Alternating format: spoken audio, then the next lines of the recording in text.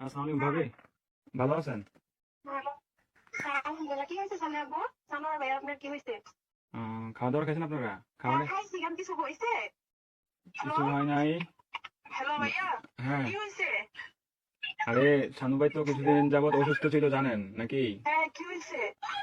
সানু ভাই কয়েকদিন যাবত অসুস্থ ছিল, ট্রিটমেন্ট নিছে।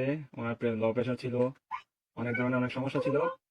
তো কালকে রাতে কি উনি হয়েছে এটা বলেন? ডিউটি থেকে আসার পরে ঘুমিয়েছিল আর কি, বুঝছেন? তো ঘুমিয়ে থাকার হ্যাঁ, পর তো আজকে সকালে আর উনি আর ঘুম থেকে ওঠে নাই, বুঝছেন নি?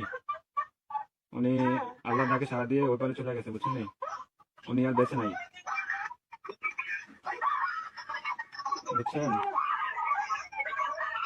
ও প্লিজ ভাবি, প্লিজ শান্ত হন, কান্নাকাটি করেন না প্লিজ। আপনার ছেলেটাকে একটু সান্ত্বনা দেন, আপনার ছেলেটাকে একটু সান্ত্বনা দেন,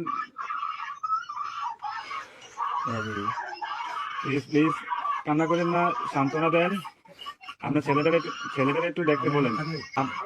আপনাদের যদি লোকটুক থাকে তাহলে যোগাযোগ করেন। ও আল্লাহ, সবাই শান্ত হন প্লিজ, সবাই শান্ত হন, কিন্তু দোয়া করেন, তাছাড়া কিছু করেন নাই। আসসালামু আলাইকুম ভাবি, ভালো আছেন? ভালো। হ্যাঁ, আলহামদুলিল্লাহ। কি হয়েছে সামনে আব্বু? সানোয়ার ভাই আপনার কি হয়েছে?